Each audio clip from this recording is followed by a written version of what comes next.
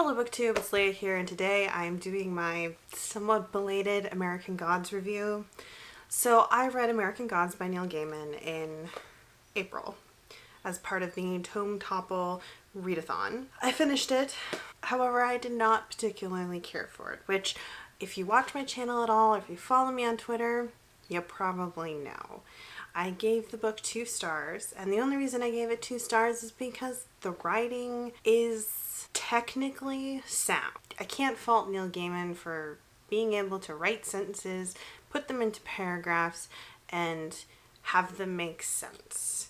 And that's about as warm a compliment as I can give this book. Now, is it the worst thing I've ever read? Is it the most offensive thing I've ever read? That's difficult to say because generally speaking, I don't read things that I'm going to really hate or that I'm going to find really offensive. Like, I'm actually really particular about what I pick up. I like to do a little research about, maybe who the author is or what the book's about, or I will watch a review or read a review a lot of times.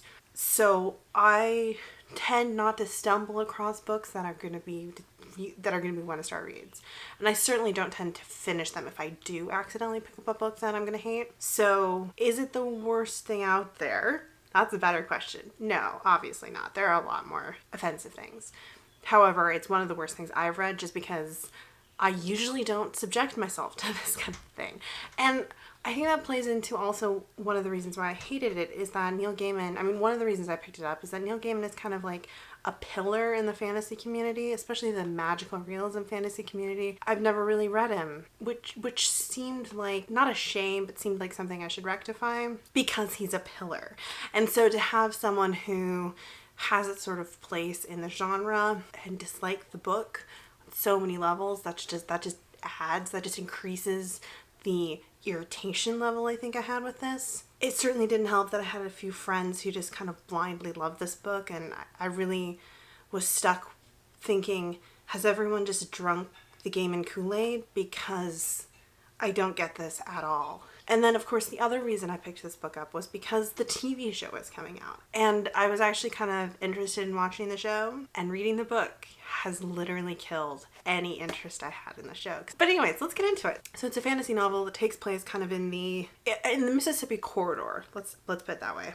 And it's about a man. He's recently been released from prison. He finds out his wife has died, and he meets up with a man who calls himself Wednesday, who introduces him to a lot of really interesting characters. Now, Wednesday is trying to assemble an army of gods living in America to fight the new gods of modern life.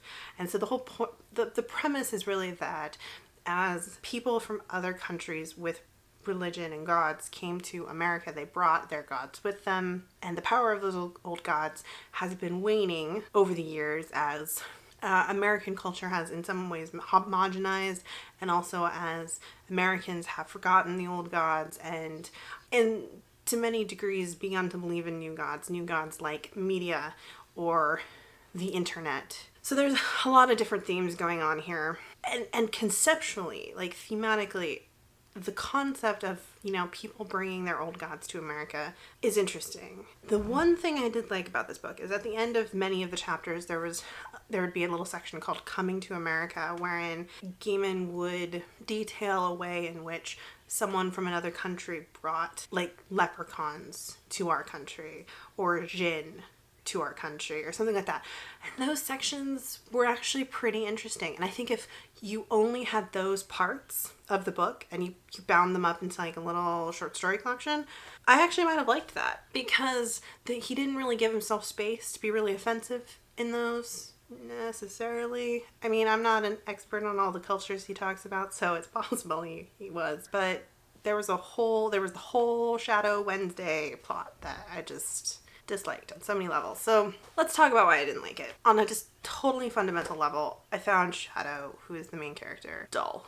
Just painfully boring. And that made reading a 660-page book tedious, to say the least. But that I recognize as taste, because I'm sure other people might have found him interesting. I just didn't. He's surrounded by a bunch of other male characters, particularly, for instance, Wednesday, who are just misogynist assholes. There's no other word for it. And, okay, you could say, well, that's just character development. That's just how he's portraying men. And that would be fine if Gaiman had written a female character who had a little bit more substance than soggy tissue paper. But he didn't. I think it's interesting and it's useful to point out. So when we talk about fairy tales, for example, because like I said, this book does have many aspects of fairy tales and mythology in it. So I think it's relevant that we discuss this in terms of how we discuss fairy tales. When we discuss fairy tales, one of the things we talk about is that there are only 3 types of women. And they're not real women. They're not real characters either. They are archetypes. There are 3 female archetypes in fairy tales. They are the whore, the virgin, and the crone. And they're not real people. Like, let me emphasize that. They're not real people. They're archetypes. They are cardboard cutouts of women that authors move around a fairy tale stage to make a moral lesson, generally speaking. And so then when we examine the female characters in American Gods, we find those 3 archetypes and nothing more than those 3 archetypes. He approaches creating some amount of character depth with 2 of his female characters and blows it in different ways. And I'll get to that in a second. So all of the female archetypes in American Gods, so all 3 of the female archetypes in American Gods are either crones, they're either virgin/naive female characters, or they're whores.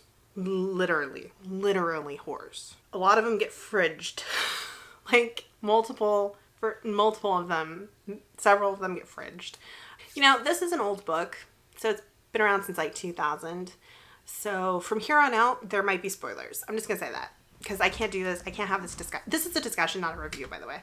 So I can't have this discussion without spoilers. So in the 2 examples of places where Gaiman approaches some sort of depth with his female characters. Was her name Sam? Crap. It's been like 3 weeks now since I read it, so my mind's a little hazy on some of the names. The Crow Girl, who Shadow picks up on the side of the road. She starts off as kind of the naive, virginal character, and then he runs into her again later on. We find out, you know, she's a lesbian, right? And she's kind of quippy. She's got some smarts. She's got a little bit of a personality that is intrinsic to herself, and you're thinking, oh, okay, this might be okay. I might actually almost like this character. And then he has the lesbian character kiss Shadow. And it's in the book, it's described as a fuck you to the people being mean to Shadow moment. But, like, let's be real. That's just a fuck you to readers. That you have your one lesbian character kissing a man. Because it serves no actual narrative purpose. Like, it doesn't accomplish anything in the book. She just does it. I mean, she does it in, like, a tense moment, but it doesn't successfully do anything. It doesn't go anywhere. It's for no other point. I mean, he can slap a label on why it's there, but that doesn't actually mean it does anything. He does this again later on, too. Second character he almost approaches having depth is Laura.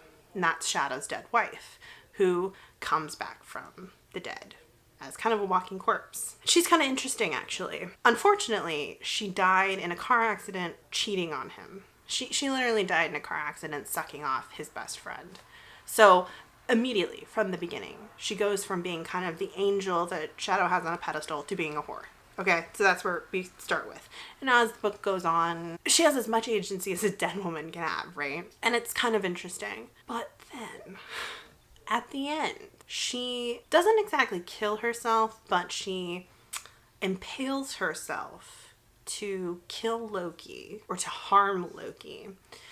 And she dedicates that action to Shadow, which is supposed to be symbolic. But again, it's said, I mean, it's an action that's supposed to be symbolic. It's said that it's symbolic in the book.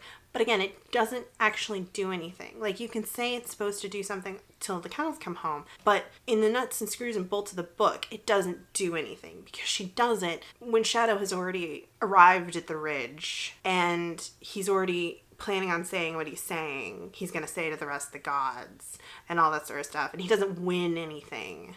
So it's an empty gesture. And then we find out that the whole reason she was killed is because Loki and Odin needed to fridge her. Oh, okay. Yeah, so it's the dead wife trope to kickstart the man's soul searching. That great, because we needed that trope. Hate the way he writes female characters. Hate them so much.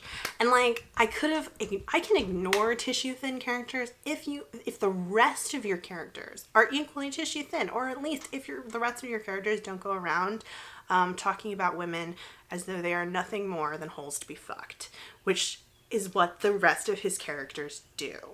So I can't ignore it, because his male characters show a fundamental contempt for women in general. They're nothing more there than to be ogled, to be leered at, to be fucked, to be bred. That's it. And then the way the author treats his characters shows no more respect for them. And so it's that combination which makes this such a shitty book, in my opinion. While I was reading this, I felt like I was getting teabagged by the author and the characters.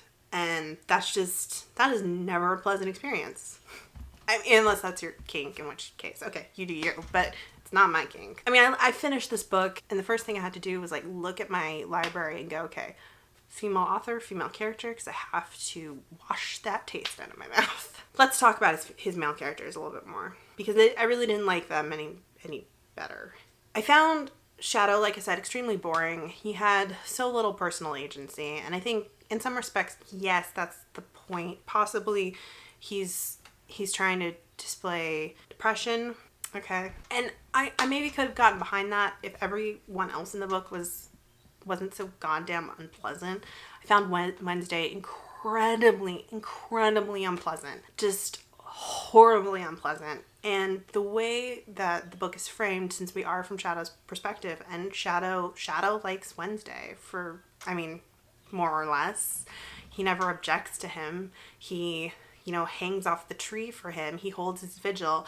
And he's not even, like, mad at him when the whole thing with Odin and Loki comes out. So all of that indicates to the reader that we are supposed to like Wednesday too. Because we're in the protagonist's head. And I just hate him.